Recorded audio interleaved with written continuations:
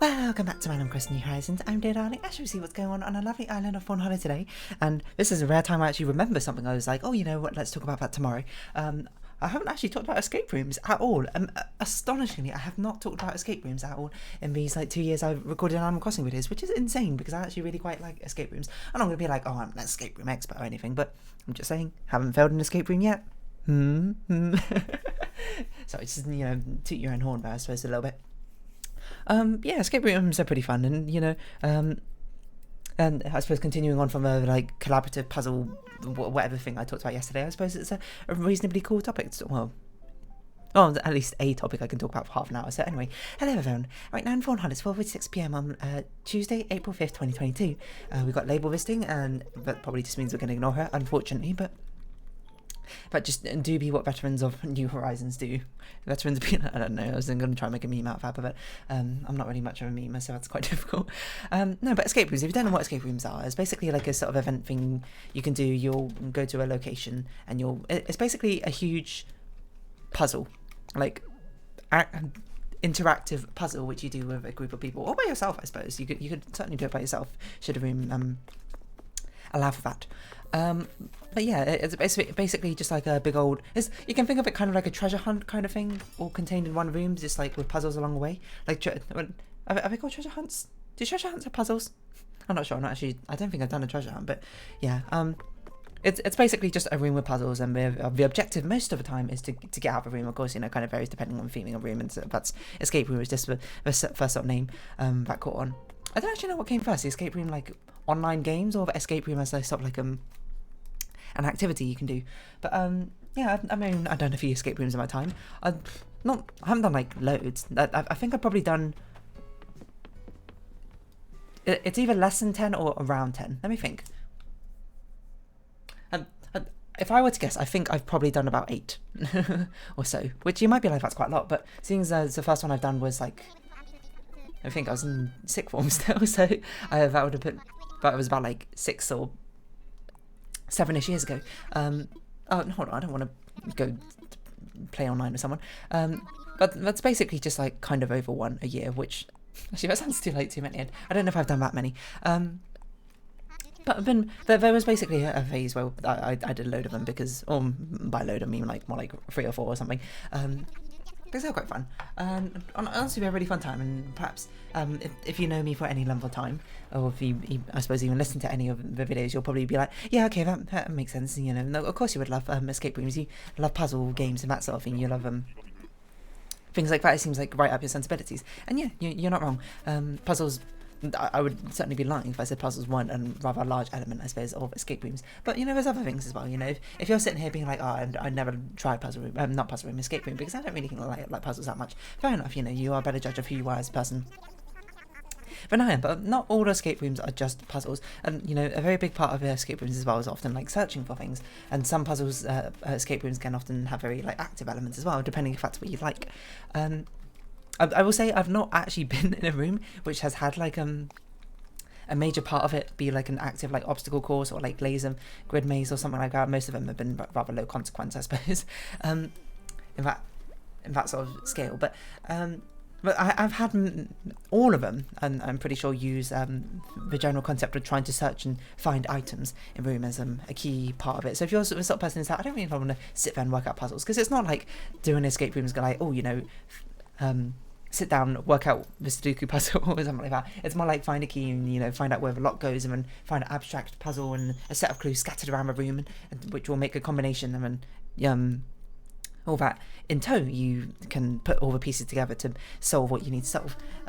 A large part of it is just finding stuff. If you have a sort of person who would find it fun to just basically turn over an entire room just looking for each and every who likes scavenger hunts. That's the difference between treasure hunt and scavenger hunt. If you like scavenger hunts, you love just searching for things and clambering all over the place, then you probably would actually like an escape room. You won't like a puzzle, so you absolutely should go with someone who likes puzzles, I suppose, or likes putting the dots together, that sort of thing. If you just want to be someone who just clambers around searching for things, absolutely do that. I mean, I probably shouldn't be starting with such general terms, I suppose, about escape rooms, but, if you want to successfully complete an escape room, there are several roles or whatever you need to fulfill to actually be cohesive as a team together. But also, you know, you don't have to do it, because a lot of the time you kind of want to just do an escape room for fun, don't you? You don't really need to think about too much like team roles, about that sort of thing. And to be honest, it's not really something I'll, when I do it with my friends, I consciously think about either, you know, just kind of, we just act as we are, I suppose, and how we normally would act as a team. And if roles emerge from that, then roles emerge from that. But yeah, the first escape room I did, amazingly, it wasn't in England. It was, as I said, it was in sixth form. If you don't know what sixth form is, like senior year high school, the junior and senior year high school, I think, with the American terms, for it, for the final 2 years of high school. And I think it was in the final year of high school. And yeah, it makes sense, because we did it in Germany, is when it was like a whole group of us from high school went around to some countries in Europe, and one of the places we went to was Germany. And one of the things, I can't remember, I think it was in Munich, I can't remember the city, and we were just looking at things to do, and it was like the last day of our trip, and I planned the itinerary for Munich, I think. Yeah, but basically we all sort of divided up the itinerary in the different countries. But I did end up doing quite a few of them, because I think I did Rome, Munich, and then I also did quite a few of the other places as well, or whatever. But that's just who I am. I like doing itineraries a lot more than the other stuff when it comes to planning for a holiday. And since it was the last stop of the trip, I was like, let's do something weird. And, you know, I can't even remember where I heard about escape rooms. I think I was just looking at, like, things to do in Munich, and it was just like, oh, you got to try out this fancy new, not invention, but activity called an escape room. And I was like, what, an escape room? What's that? Like, I didn't know that from, like, the Flash games. I used to play one on, like, Newsgrounds or Congo Kit or something when I was younger. So, you know, or I was like, should we give this a shot? And people were like, yeah, sure, why not? I don't know what it is. And then we did it, and it was a lot of fun. I would say, looking back at it, it was an okay, I suppose, level of escape room. It's not going to, I don't think it would stand out amazing or anything, but it was the first one we've done, so I do hold it, I suppose, closer to the heart. But there were like 8 of us doing it, and if you're curious in doing an escape room, I would not recommend doing it with 8 people.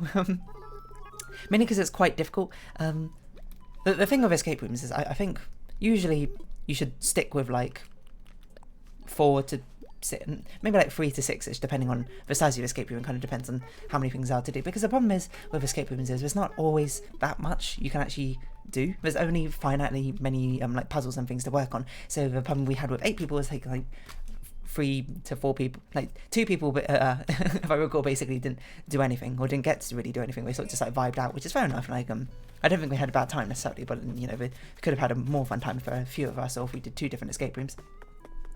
And then like 3 people who basically did very little, and then, you know, the other people did like the rest of the stuff and that sort of thing. And, you know, but part of that was that we were younger then, and we weren't so it's not we weren't so giving, I suppose, at giving turns to each other. It's more like it was just a first time we really worked as like a big team, as a collaborative, like competitive sort of aspect. So unsurprisingly, it wasn't like such an equal balanced distribution of puzzle solving or attempts at things like that.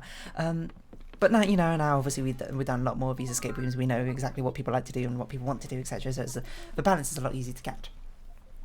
But it was a lot of fun. We escaped in, I think we had an hour to do it. Most of them are usually done within the space of an hour, and we had like 55 minutes or so to do it. Honestly, it was a lot of fun. It was like, I don't even remember the theme. The theme was like, I think we were like being chased by a murderer or something. But that's what comes to mind. I don't even remember, but I don't remember all too many other clues in it. But the one I do remember is the fact that we opened this drawer and we pulled out a thing and we just stared at it, being like, "What does this mean?" And we were like, "Oh, this is German," because obviously we were in Germany, so of course the default clues would be in German. But then you know, you could flip it over to the other side and there's English translation, luckily on the side, on the back side of it for us to actually. So I actually do remember now. I think about it, a lot more of the puzzles. No, I'm thinking about it. I wonder if I could actually recreate all the puzzles in the room. I'm not going to do that because that's obviously, you know, maybe if you're in Munich right now and you want to do that thing, I'm not going to spoil it for you. And it's honestly not that interesting, I suppose, but it was a lot of fun, I suppose. You know, I have good memories about doing that thing. And since then, you know, done quite a few more. Obviously not in Munich or in other countries. Most of them, you know, being in like London, I suppose, because London is. Well, not just London, I suppose. Now I think about it, big cities is usually where we've done most of the escape rooms. Of course, London is just like one of the easiest ones for lots of people to get to. So, unsurprisingly, we did it there. I'm trying to think what I was going to say about that. Yeah, and you know, they've all had like different themes, and I've done them with a lot of groups of people. and you know, you start to get the feel of when you do it with the same people over and over again, you sort of get a feel of exactly who likes to do what sort of roles and that sort of thing, and like what sort of roles are kind of necessary for an escape room. And actually, now I think about it, there was a pretty cool video a couple of years ago or something, released by, what's his name? It's a guy who does the glitter bomb pranks with delivery. Mark Rover, is that his name? I think that seems right. He actually made a video about an escape room, which is, you know, I would say is a little bit after a time where like we really did us as a friend circle, like my friend circle did a lot of the escape rooms. But it was cool to see a sort of breakdown, because he basically, like, he talked about like escape room experts or something about basically what was like a very sort of systematic way, and like not the best way, but one of the best ways I suppose to do an escape room. And it's not like this is a strategy like of how you do things. It's more like generic things which can apply to a lot of different escape rooms, and like team roles that need to sort of form. And it was fun to watch that video. Even as someone who's done a lot of this, and I say a lot, I don't think, like, you know, maybe it's like 10 to 15 is how many I've done, and the more I think about it. And I'm not going to say that's like a lot, but who's had their fair share experience, I suppose, of doing escape rooms, to see how naturally some of these sort of team formations sort of bubble up. And, you know, I don't remember them all too well, but I remember like 8 or 10 roles or something, like he said, you should try and tackle an escape room with. Some of the roles double up with the same people, of course, because if you do like 10 people in one escape room, that's far too many people, unless you have like the world's biggest escape room. But the only one I remember is the one which was like, it's like manager, I think. Yeah, I think that sounds right. Basically, the person who sort of like coordinates all the people together. They're the person who doesn't like really get involved necessarily with I suppose with the spoilers, if you want to tackle an escape room, you can have a sort of like a third party recount of basically what you need to do to actually, like, if you want to organise a strong tactic, I suppose, to actually tackle escape rooms.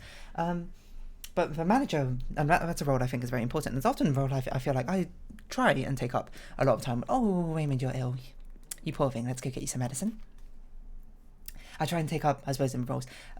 When we do escape rooms, it's basically the person that people report to. You don't necessarily get tangled up too much in the puzzles, but you're the one who sort of keeps track of what puzzles need to get done, what we're looking for, who's working on what, who's found what, etc., etc. Because it's nice to have like one sort of central point of contact. Like, I mean, if you've ever worked on a project or any sort of group thing, you'll probably know the benefits of having a good project manager, I suppose. Leading and directing everyone, like being able to have someone to actually report to. And you'll probably, if you've had a bad managers or bad team leaders before, you'll probably know exactly how painful it is to sort of work with those sort of projects.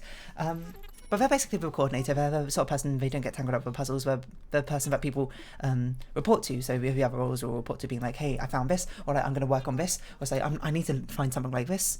And then they're the people who coordinate, be like, oh, you need to find something like that. You know, friend A, I can't think of a name, Abigail over there found like that code or something. Have you tried using that one? And they'll be like, oh, I didn't know. She found out. Let's go give it a shot or something like that. You know, they're the person who basically like makes all the connections, I suppose, like that. And you know, that's a role I like to sort of try and do, I suppose. You know, I suppose it's very sort of in character of me being like, oh, I don't really want to do all the dirty work. I don't want to be climbing over the place, like trying to find all these sort of things. Like, you know, I'll pull my fair share, but I sort of just like being like, oh yeah, you know, directing things, making things go efficiently, I suppose. So perhaps it's a bit unsurprising that that's something I do. But I'm trying to remember for other things, for other roles that were described. One of them I remember, which is also quite an important one, is I forget what it's called. No, there's a fancy term for it, but it's a person who keeps all the items that you find.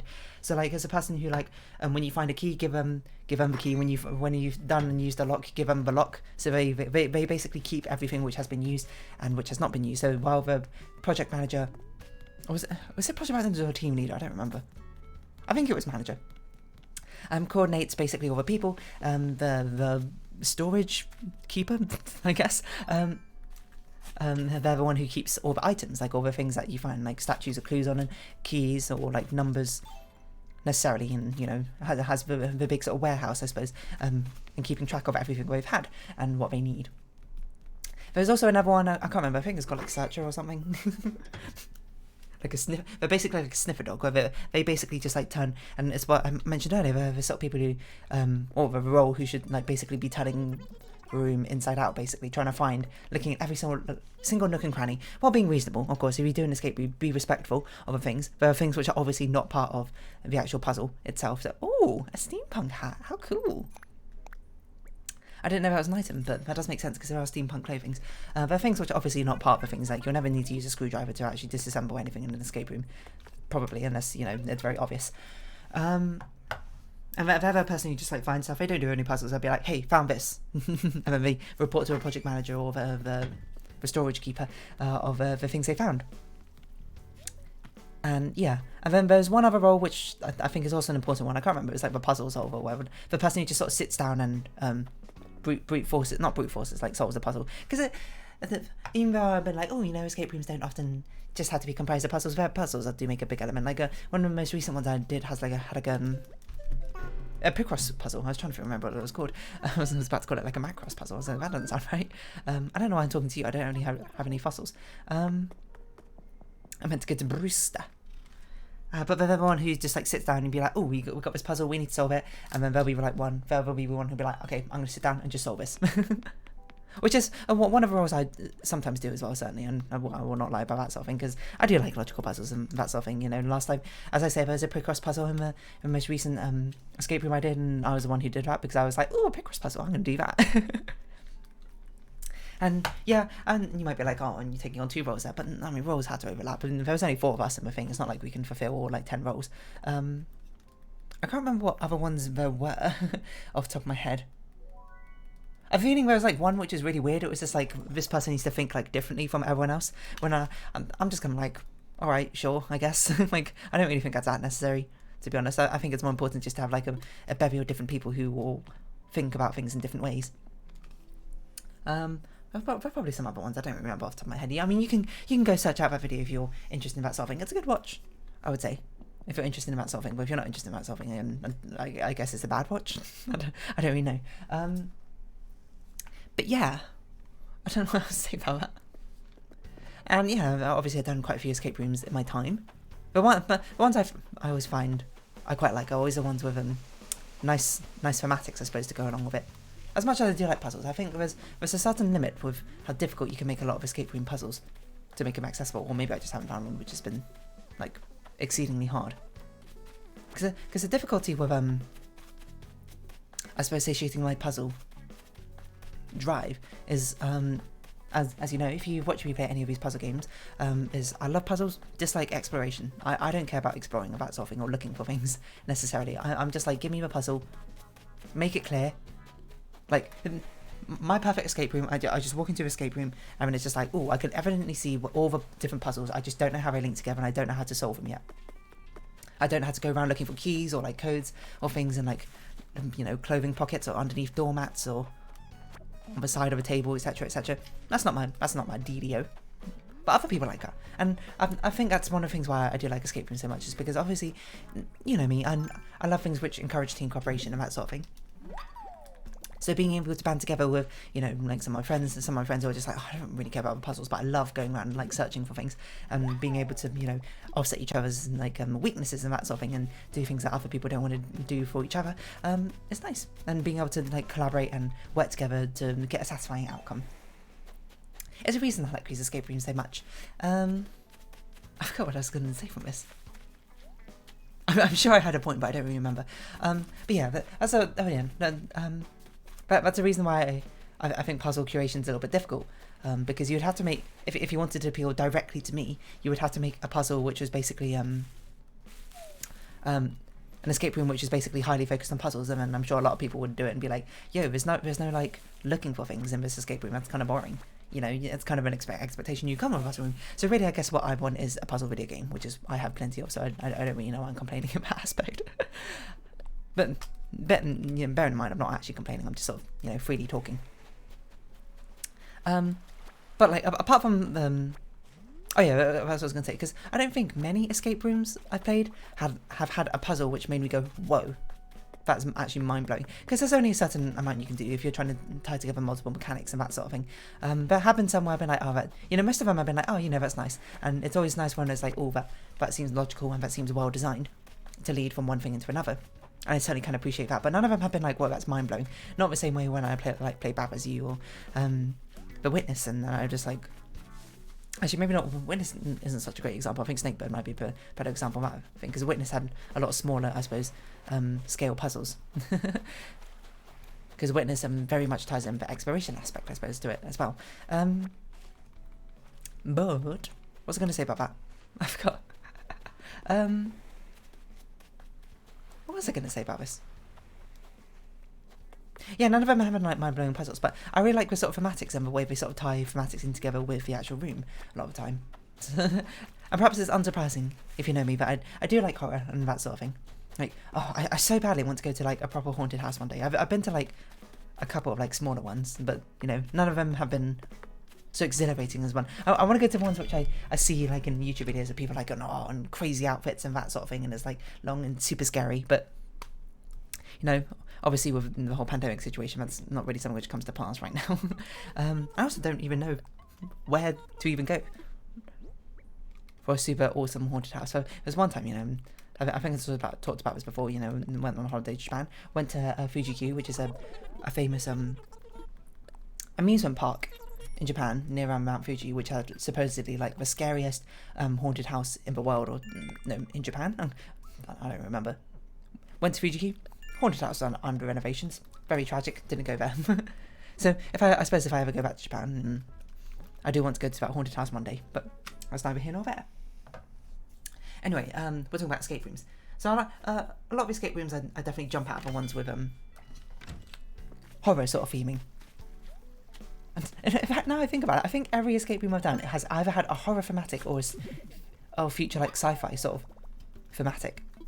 But they very much seem to be the common ones. That's it. It's either sci-fi, steampunk, or it's horror. Those are the only three thematics. Actually, there was one which was like a jailbreak one, to be fair.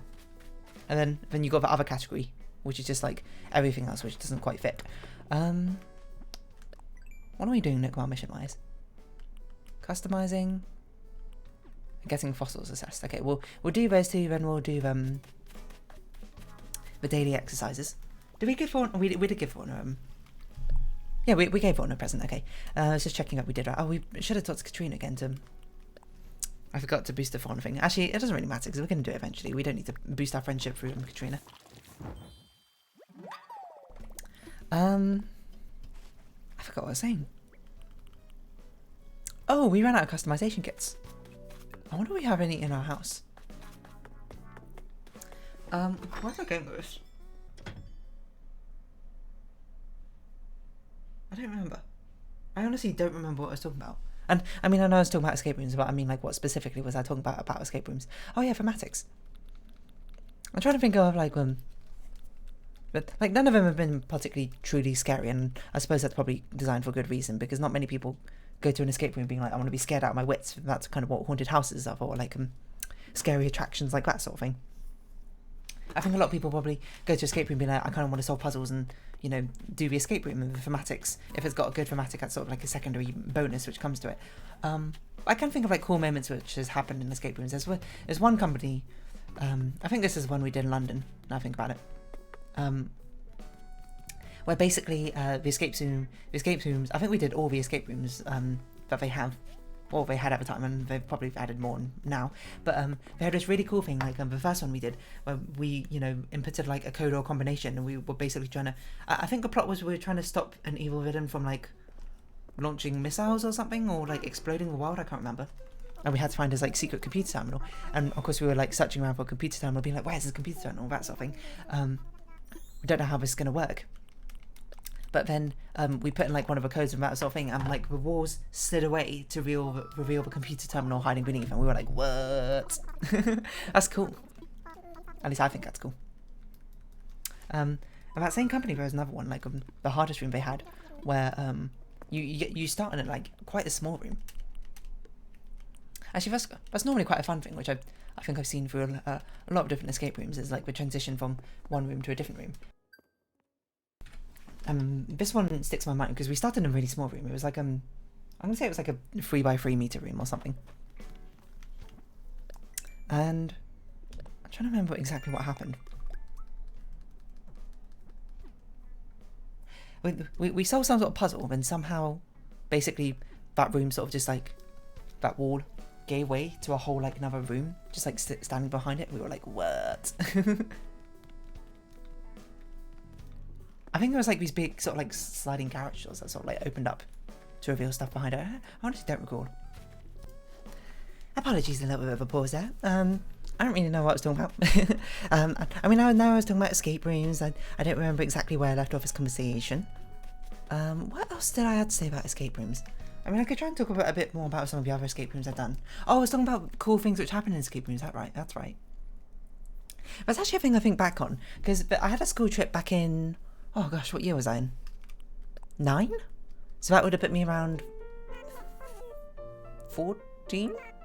Is that right? Hold on. Year 7 is 12, no, 11, 12, 12, 13, 13, 14. Yeah, so I would have been 14 at the time, which was kind of like an escape room. It was basically a school trip. Well, actually, there was like a lot of different options. You could choose which option you want, and one of them was called a spy for a day, and I chose it because I don't remember. I guess it sounded kind of cool. It wasn't really an escape room. It was just like a load of like different activities sort of strung together. It's sort of like an activities center. That's not really the right word. You know, kind of like when you go to summer camp and you have to go do a load of activities. It's kind of like that, but all like condensed into one day. But the second time, like, you know, we had the opportunity to do like one of the choose your own school trip things again. Oh, that was right, because it was combined with all the different years, I think. And I chose Spy for a Day again for whatever reason. Mainly because it was just fun, but it's really different the second time, because the first time it was just like a summer camp sort of activity thing, but the second thing was it was actually like a sort of escape room sort of scenario that you had to like go through and do things. I don't remember what you had to do, but I remember there was one sort of code breaking system, which was a section, which was actually like, in retrospect, a terrible code breaking thing. What it was basically was like 4 buttons lit up, and you know that these were the 4 numbers in the code, but you didn't know what order they came in, so you basically had to just like try every single combination of 4 different digits, which, you know, there's not that many. There's like 24, I think, off the top of my head. Yeah, 4 factorial, that sounds right. Provided no repeated numbers, etc, etc. Or maybe it was 5 numbers and it was a 4-digit code, or maybe it was 5-digit, I don't remember. And it was basically, you just had to brute force. It was like code breaking. You brute force every single code combination. Obviously that would be an absolutely terrible way to, well, I'm not going to say it's a terrible way, I suppose it depends on how secure it is. If anything important is being locked behind something which could easily be brute forced like that, that's not a good security measure, is probably what I'll say.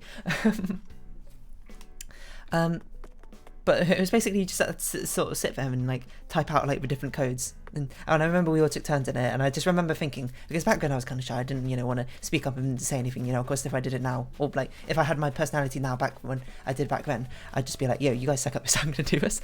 Or maybe I'd be like, okay, you know, I'm going to do these ones so we can buy enough time, and then, you know, you're not going to have a try of that sort of thing. But they were very hopelessly bad because they kept forgetting which combinations they were doing. And combinatorics is certainly probably my favourite area of maths of that sort of thing, so man, no, I guess that's something that ended up coming quite naturally to me. So I remember I did my code, and it was all great, and then we just sort of sat there watching other people fail at their code. Luckily it was an optional objective, it was just like the more of them you did, the more like money, quote, you got at the end or something. I don't really remember what happened, but I do remember one of the Spy for Days, our group won, and I got a trophy. I don't know where that trophy is, I'm going to be honest nowadays, but that was a cool time. I'm not sure what I'm going to do with all these Lily River Valley, so I guess we'll just continue piling them up around Fawna's house until we figure out exactly where we should go, because we've run out of space around the path. But yeah, I guess that's kind of long and short of it. If you want to give an escape room a try, please do so. And I thoroughly enjoy them. Maybe you will too, maybe you won't. You know, no harm lost, I suppose, in giving it a small attempt if you can, what's the word, like round up a group to actually get it done. But that's neither here nor there. I think we're going to round off this episode here. There's probably more to say about escape rooms. I can't really think of it right now, to be honest. This is a rather impromptu conversation. But if you have been watching, thank you very much. It's been Animal Crossing New Horizons. I've been Dear Darling. Any likes, comments, subscription, shares are greatly appreciated. Join my Dear Darling Discord, follow me on Twitter down below. I hope we see each other again, but for now, it's our farewell. So until next time, bye-bye for now.